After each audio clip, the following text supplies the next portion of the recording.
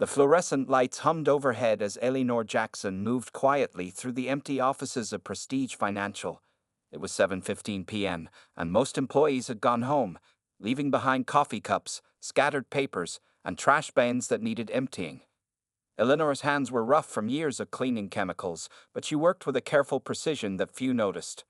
At 42, Eleanor wore her cleaning uniform with a quiet dignity.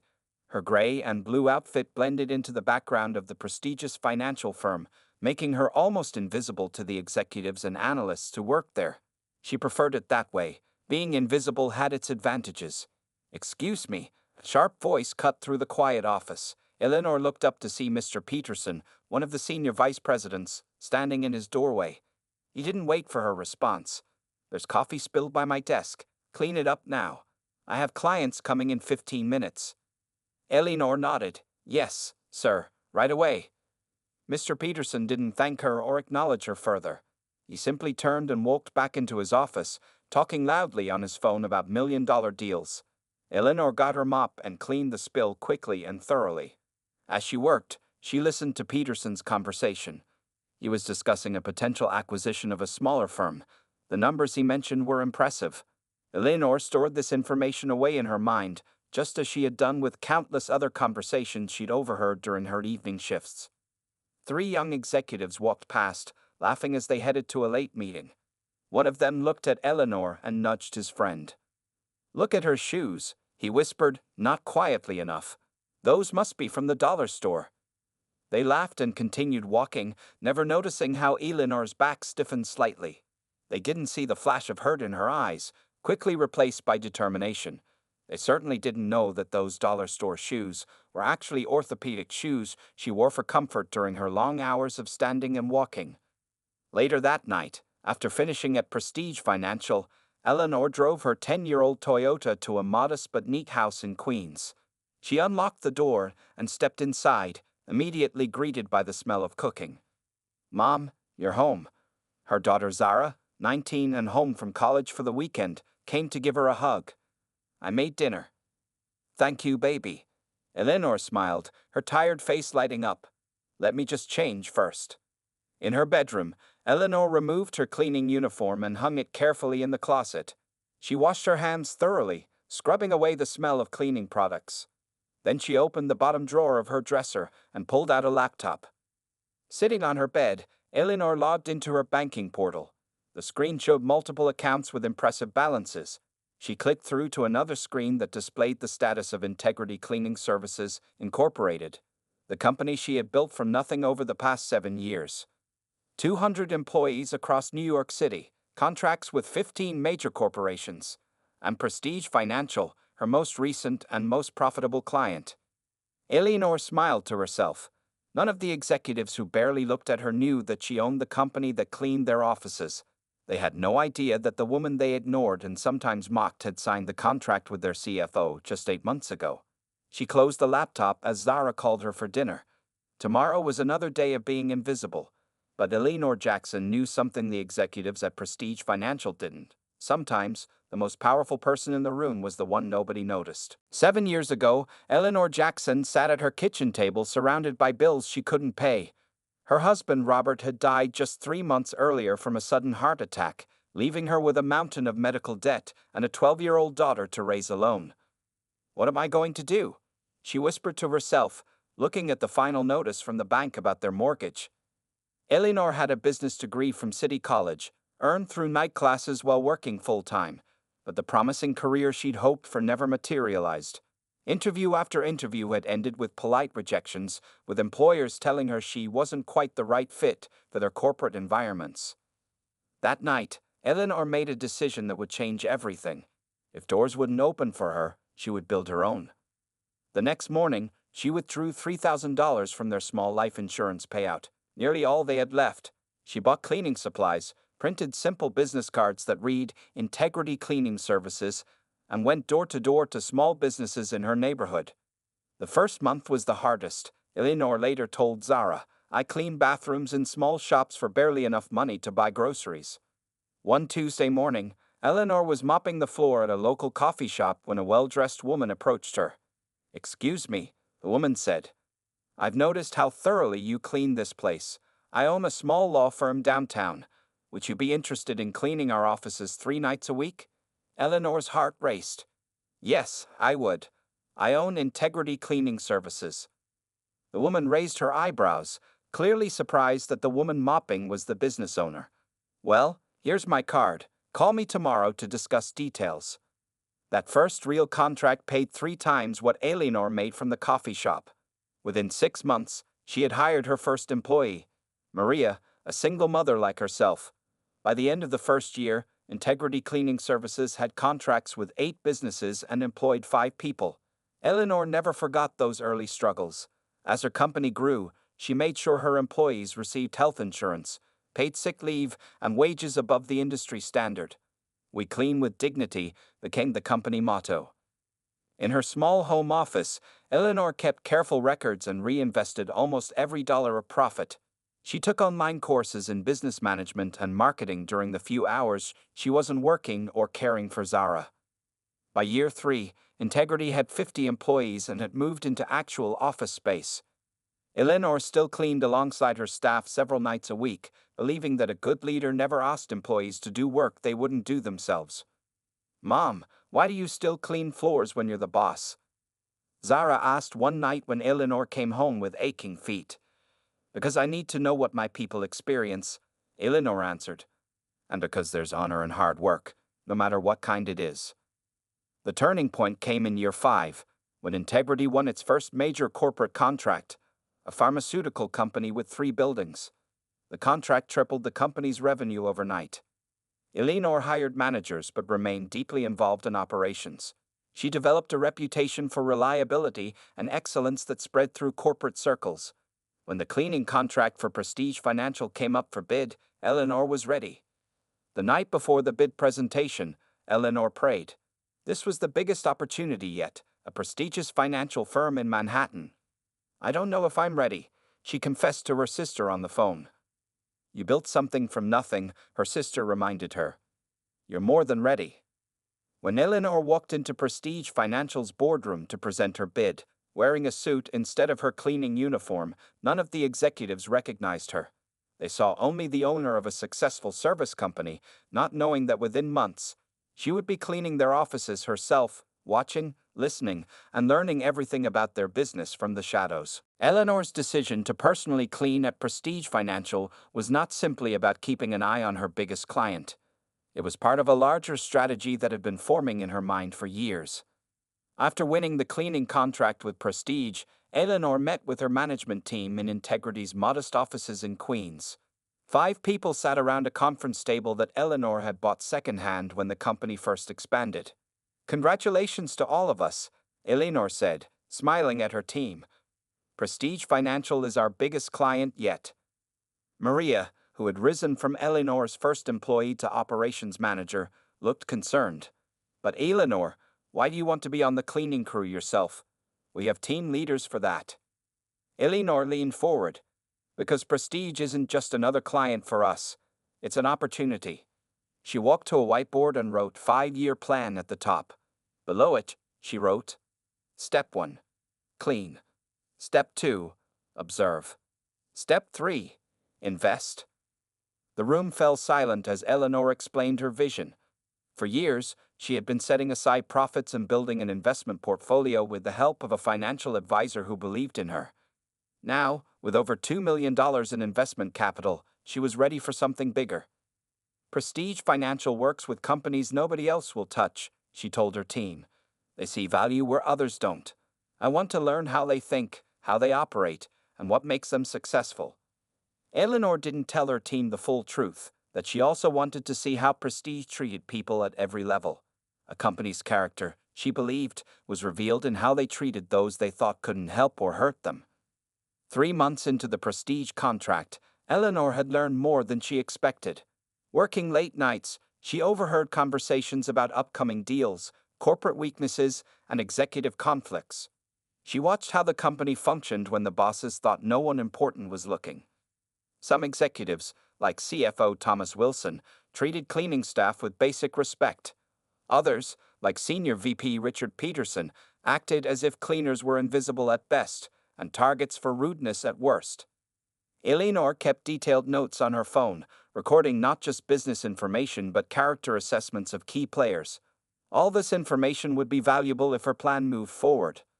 One night, as Eleanor emptied trash bins on the executive floor, she overheard two vice presidents talking in the break room. "We're more vulnerable than anyone realizes," said one, unaware that Eleanor could hear every word. "The Harrison deal is shaky, and if it falls through, our stock will take a hit." "Reynolds is looking for a way out already," replied the other. "Says he wants to sell his shares before things get worse." Eleanor's heart beat faster. Reynolds was a founding partner who owned 15% of Prestige. If he was selling, that created an opening. The next morning, instead of going home to sleep, Eleanor met with her financial advisor, James Kim. "I need to know everything about buying shares in a privately held financial firm," she said. James looked surprised. "That's a major change from our current strategy. What company are you interested in?" "Prestige Financial." His eyebrows shot up. "Eleanor, that's a $100 million company. Your investment fund isn't anywhere near large enough to make a significant purchase." Eleanor smiled. "Not yet. But I have something better than money right now. I have information and time." Over the next 4 months, Eleanor continued cleaning at Prestige while setting up a new corporation called EJ Investments. She met with potential investors who were impressed by her detailed knowledge of Prestige's operations and her clear vision for its future. What Eleanor's cleaning staff didn't know, and what the executives at Prestige couldn't imagine, was that the quiet woman in the gray and blue uniform who emptied their trash and cleaned their bathrooms was gradually positioning herself to become much more than a vendor. By day, Eleanor built a coalition of investors. By night, she pushed her cleaning cart through Prestige's halls, gathering the final pieces of information she would need when the time came to make her move. The executive bathroom on the 32nd floor of Prestige Financial's building was lined with expensive marble and gold fixtures. Eleanor was on her knees, scrubbing the base of a toilet when the door swung open. 3 men in expensive suits walked in, laughing about something. They barely glanced at her. Eleanor kept her head down, continuing to work as the men stood at the sinks, fixing their ties and hair. They were getting ready for a late meeting, from what she could gather. "Peterson is losing his mind over the Harrison deal," said the tallest one, whom Eleanor recognized as Brad Thomas, a senior investment director. "I heard the clients are having second thoughts." "Can you blame them?" replied Ryan Collins, another executive. "The numbers don't add up no matter how we present them." The third man, Mark Williams, nodded. "It's going to be a bloodbath if this falls through." They continued talking, completely ignoring Eleanor's presence. She moved to clean the sinks farthest from them, listening carefully. The Harrison deal was worth $50 million, according to what she'd overheard previously. If it was in trouble, that could affect the company's stability. Suddenly, Mark's phone rang. He answered it, spoke briefly, then turned to the others with a worried look. "Reynolds just called a special board meeting for tomorrow morning." He didn't say why. Brad cursed. "That can't be good." As the men continued talking, Eleanor accidentally knocked over her bottle of cleaning solution, causing it to clatter on the marble floor. The 3 men turned to look at her, seeming almost surprised to find her there. "Sorry," Eleanor mumbled, quickly picking up the bottle. Mark rolled his eyes. "Be careful with that stuff. These suits cost more than you make in a month." Brad laughed. "Probably more than she makes in a year." Eleanor kept her expression neutral as she returned to her cleaning. The men, now aware of her presence, lowered their voices slightly but continued talking. "These cleaning people should be grateful we even give them jobs," Ryan said, not bothering to whisper. "Look at those shoes. My gardener has better footwear." The 3 men chuckled as they finished prepping for their meeting. "Maybe we should start a collection to buy her some real shoes," Mark joked, loud enough for Eleanor to hear. "Save your money," Brad replied. "She wouldn't know what to do with nice things anyway." As they left, still laughing, Eleanor remained on her knees beside the toilet. Their words stung, but she had learned long ago to channel that pain into determination. What those men didn't know, couldn't possibly imagine, was that Eleanor had been meeting with her own financial advisors just that morning, discussing the possibility of buying Reynolds shares if they became available. She finished cleaning the bathroom to her usual high standards, then moved on to the executive offices. As she dusted the framed certificates and awards on Peterson's wall, she thought about those men in the bathroom. Their casual cruelty revealed something important about Prestige's culture, something that would need to change if the company was going to survive long-term. Eleanor's phone vibrated in her pocket. It was a text from her financial advisor. Reynolds definitely selling. 15% stake on market unofficially. Asking $15 million. Interested? Her heart raced as she read the message. This was happening faster than she'd expected. $15 million was at the upper limit of what her investment group could manage, but it would be enough to get a seat at the table. Eleanor looked around the luxurious office where she was just another invisible worker. With steady hands, she typed her reply, "Yes, set up meeting ASAP." She put her phone away and returned to dusting, a small smile playing on her lips. The executives who mocked her shoes had no idea that those same shoes might soon be walking into their boardroom, not to clean it, but to help run the company. As she pushed her cleaning cart to the next office, Eleanor thought about what her father always told her. Let them underestimate you. There's power in being underestimated. The Prestige Financial boardroom was tense on Monday morning. Eleanor sat in her car across the street, watching executives hurry through the front doors. Today, she wasn't wearing her cleaning uniform. Instead, she had on a navy blue suit, modest pearl earrings, and comfortable but stylish black heels. "Are you ready for this?" asked James Kim, her financial advisor, sitting beside her. Eleanor took a deep breath. "I've been ready for 7 years." The past 4 days had been a whirlwind. After learning about Reynolds' plan to sell his shares, Eleanor had moved quickly. Her investment group had secured the necessary funding. Papers had been signed. Lawyers had worked through the weekend. And now, Eleanor Jackson owned 15% of Prestige Financial. Walking into the building's grand lobby felt strange. Usually, Eleanor entered through the service entrance at night. The security guard looked at her with confusion, then recognition. "Good morning," she said with a smile, showing him her visitor's badge. "I'm here for the board meeting." The guard's eyebrows shot up. "Yes, ma'am, 32nd floor." In the elevator, Eleanor stood tall as they ascended. James looked nervous beside her. "They have no idea who's coming," he said. "That's their problem, not mine," Eleanor replied calmly. When they reached the 32nd floor, Eleanor was greeted by the executive assistant she had often seen working late. "Ms. Jackson, they're waiting for you in the boardroom." Eleanor nodded. "Thank you, Linda." The assistant looked surprised that Eleanor knew her name. The boardroom doors opened and Eleanor walked in with confidence. 12 faces turned to look at her. Most showed confusion. A few showed recognition, quickly followed by shock. "What is she doing here?" Richard Peterson whispered loudly to Thomas Wilson, the CFO. At the head of the table, CEO Michael Reynolds stood up. "Good morning. I believe most of you know Ms. Jackson, though perhaps not in this context." Eleanor smiled as she took her seat at the table. The 3 men who had mocked her in the bathroom, Brad, Ryan, and Mark, sat across from her, their faces frozen in disbelief. "For those who don't know," Reynolds continued, "Ms. Jackson has purchased my shares in Prestige Financial. She now owns 15% of the company and will be joining our board effective immediately." The room erupted in whispers. Peterson's face turned red. "This is the cleaning lady," he burst out. "She can't possibly have the qualifications or resources to." "Actually," Eleanor interrupted calmly, "I have a business degree from City College. I own Integrity Cleaning Services, which employs over 200 people across New York City, and I've been watching Prestige Financial's operations closely for the past 8 months." She turned to face Brad, Ryan, and Mark directly, very closely. The 3 men shifted uncomfortably in their seats. Reynolds cleared his throat. "I've reviewed Ms. Jackson's business credentials, and they're impressive. Her company has shown consistent growth and profitability since its founding 7 years ago." "But why sell to her?" Peterson demanded. "Why not give current board members the chance to buy your shares?"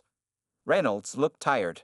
"Because Ms. Jackson made a compelling offer when none of you seemed interested. And frankly, I believe this company needs fresh perspectives." Eleanor opened the folder in front of her. "Speaking of fresh perspectives, I'd like to discuss the Harrison deal." The room fell silent. Thomas Wilson leaned forward. What do you know about the Harrison deal? I know it's built on shaky financial projections, Eleanor said. I know the clients are having second thoughts. And I know if it falls through, Prestige will face serious problems. How could you possibly know all that? Peterson demanded. Eleanor smiled. People say a lot of things when they think no one important is listening. She placed a detailed analysis on the table, numbers, projections, and alternatives she had developed after months of listening and observing. I believe we need to restructure the Harrison proposal completely. I've outlined an approach here that addresses their concerns while protecting our interests. As the board members began reviewing her analysis with growing surprise and respect, Eleanor caught the eye of Brad Thomas across the table. He was the one who had joked about her shoes costing less than his gardener's. Eleanor glanced down at her heels, then back at him with a small smile, his face flushed with embarrassment as he finally understood. The woman they had treated as invisible had seen and heard everything. The board meeting lasted 3 hours. By the end, the dynamics in the room had shifted dramatically. Eleanor's detailed analysis of the Harrison deal had not only saved it from collapse, but had improved its terms. Thomas Wilson, the CFO, was clearly impressed. Even some of the skeptical board members were looking at her with new respect. But not everyone was won over so easily. As the meeting ended, Richard Peterson approached Eleanor with a tight smile that didn't reach his eyes. "Quite the surprise, Ms. Jackson," he said. "I must admit I'm curious how a cleaning company owner managed to put together $15 million for this investment." His tone made it clear what he was implying. Eleanor met his gaze directly. "The same way you built your career, Mr. Peterson. Hard work, strategic planning, and knowing my worth." She paused. "Though I suspect I've worked harder." Peterson's smile vanished. "This isn't some small cleaning operation. Prestige Financial handles billions in investments. Our clients expect a certain level of sophistication." "Is that what you call it?" Eleanor asked quietly. "The way Mark, Brad, and Ryan speak about employees when they think no one important is listening. The way you snap your fingers to get attention from support staff." Peterson's face reddened. "I don't know what you're talking about. Last month, you spilled coffee on your desk and called me to clean it up. You didn't say please, thank you, or even look me in the eye." Eleanor kept her voice calm. "That same day, I signed off on the health insurance renewal for my 200 employees, approved 3 college tuition reimbursements, and helped a new mother adjust her schedule so she could keep working while caring for her baby." She stepped closer. "So tell me, Mr. Peterson, which one of us understands how to build loyalty and respect?" Before he could answer, CEO Michael Reynolds approached them. "Eleanor, the board has requested a special meeting tomorrow. They'd like you to present your full vision for the company's future." Peterson looked shocked. "That's highly irregular." "So is finding out the person cleaning your bathroom owns part of your company," Reynolds replied with a hint of amusement. "These are irregular times." Later that afternoon, Eleanor returned to her modest office at Integrity Cleaning Services. Her staff had decorated the room with congratulation signs and a small cake. "Is it true?" Maria asked excitedly. "You're now an owner of Prestige Financial." Eleanor nodded, still processing the morning's events herself. "Yes, but nothing changes here. Integrity remains our foundation." After celebrating with her team, Eleanor closed her office door and finally allowed herself a moment of pure emotion. She looked at the photo of her late husband on her desk. "We did it, Robert," she whispered. "We really did it." Her phone rang. It was Brad Thomas, one of the executives who had mocked her in the bathroom. "Ms. Jackson," he said, his voice strained. "I was hoping we could meet before tomorrow's board meeting." "What about Mr. Thomas?" There was a pause. "I wanted to apologize. My behavior has been unacceptable." Eleanor considered this. "Tomorrow morning, 7 a.m., at the coffee shop across from Prestige." "Thank you," he said, sounding relieved. "I'll be there." After hanging up, Eleanor checked her other messages. Among them was an email from Ryan Collins announcing his resignation from Prestige, effective immediately. Eleanor wasn't surprised. Some people could learn and grow, others could not. That evening, as she prepared for the next day's presentation, Eleanor's daughter Zara called from college. "Mom, I just heard the news from Aunt Patty. Is it true you owned the company all along? Eleanor laughed. Not all along, baby. But I do now. Those people who were mean to you must feel pretty stupid, Zara said. Eleanor thought about the day's events, about Peterson's anger, and Brad's request to meet. It's not about making them feel stupid, she told her daughter. It's about creating change. Some people will learn from this. Others won't. But either way, Prestige Financial will never be the same.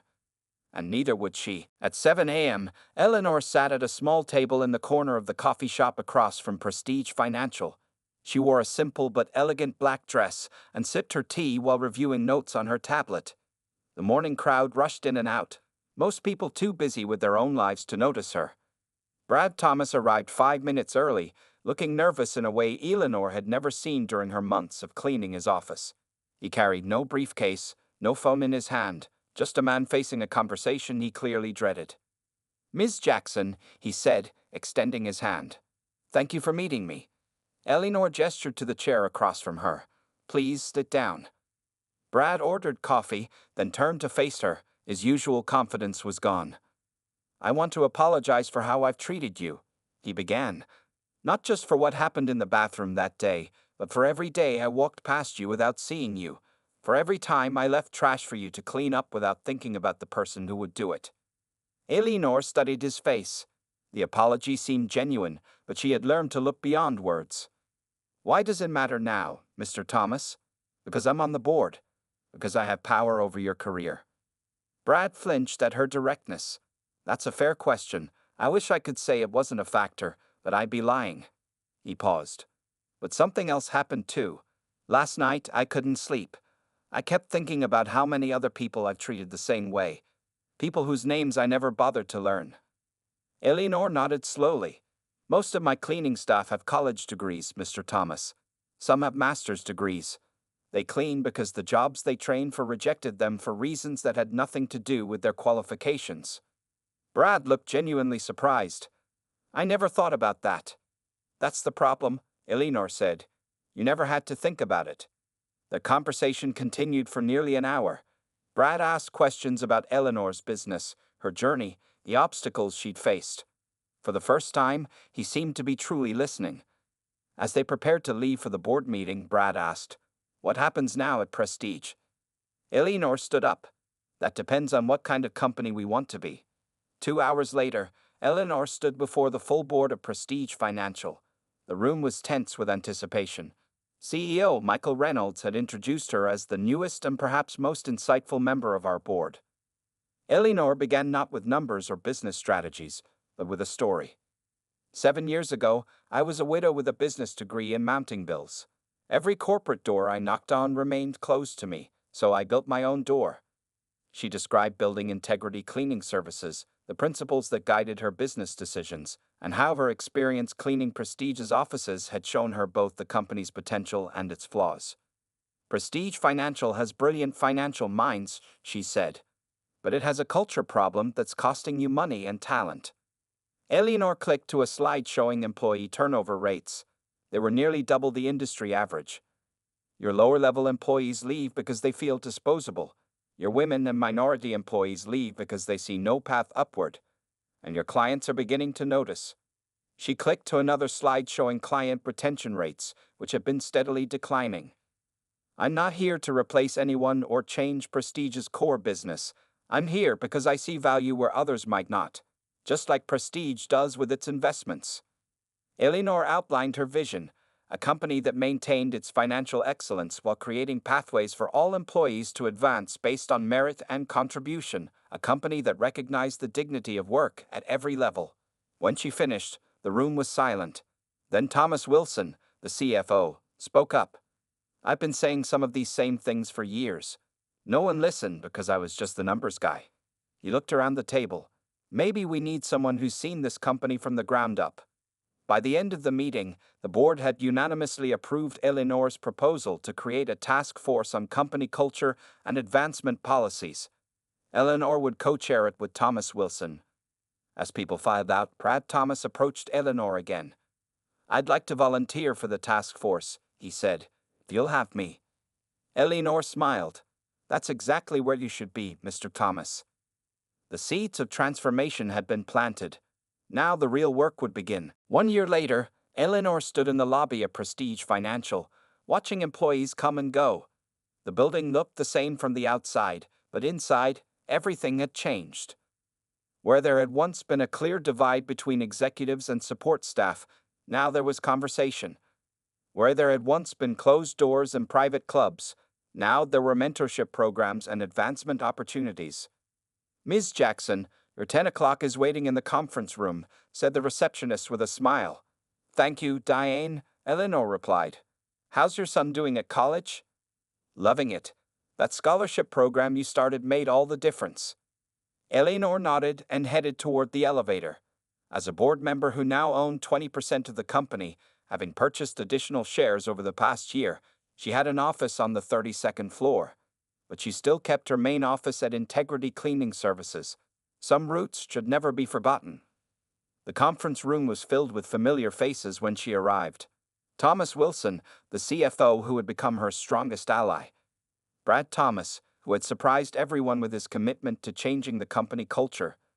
And Michael Reynolds, who had stayed on as CEO, but now worked closely with Eleanor on major decisions.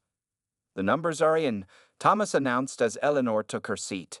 Annual profits up 22%, employee turnover down 60%, client satisfaction at an all-time high. Eleanor smiled. And the diversity statistics. Brad pulled up a new slide. Management positions held by women and minorities up from 12% to 34% in 1 year. We're on track to reach 45% by next year. What about the Harrison deal? Eleanor asked. Exceeded all projections, Michael replied. They'd already asked us to handle their next expansion. They specifically requested your involvement. Eleanor nodded, satisfaction warming her chest. The same clients who might have dismissed her a year ago now asked for her by name. After the meeting, Eleanor took the elevator down to the lobby. It was time for what had become a monthly tradition. In the building's largest conference room, all 200 Prestige employees had gathered, from executives to security guards, analysts to cleaning staff. When Eleanor walked in, the room fell silent. Good morning, everyone, she said. Another month, another chance to recognize excellence. The Employee Excellence Program had been one of Eleanor's first initiatives. Each month, employees nominated colleagues who had gone above and beyond, regardless of position or title. This month's recognition goes to Eleanor opened the envelope, Maria Gonzalez from our cleaning team, for identifying a major security flaw in our after-hours protocols and proposing a solution that our security team has now implemented. The room erupted in applause as Maria, one of Eleanor's first employees at Integrity, came forward to receive her recognition and bonus. Later that afternoon, Eleanor walked through the executive floor. The same bathroom where Brad, Ryan, and Mark had once mocked her had been renovated. In a symbolic gesture that wasn't lost on anyone, it had been converted into a small break room for all staff to use. On her way out, Eleanor passed Richard Peterson's old office. He had resigned 6 months ago, unable to adapt to the new culture. Mark Williams had followed him out, but most of the executives had stayed, and many had thrived in the more collaborative environment. As Eleanor waited for the elevator, she overheard 2 young analysts talking. Did you know she used to clean these offices? One whispered. No way, the other replied. For real? Yeah, and now she owns a fifth of the company. They say she knows every person's name, from the CEO to the night janitors. Eleanor smiled to herself as she stepped into the elevator. Her phone buzzed with a text from Zara. Mom, got the internship at Prestige, starting this summer after graduation. Eleanor's heart swelled with pride. Her daughter would start her career at a company where she would be valued for her mind, not judged by her appearance or background. As the elevator descended, Eleanor thought about the journey that had brought her here. From the widow scrubbing floors to make ends meet, to the business owner gaining respect on her own terms, to the board member transforming a company from within. The elevator doors opened to the lobby, and Eleanor Jackson walked out with her head high. The cleaning lady who was once invisible now stood in plain sight, changing the world one floor, one policy, one person at a time.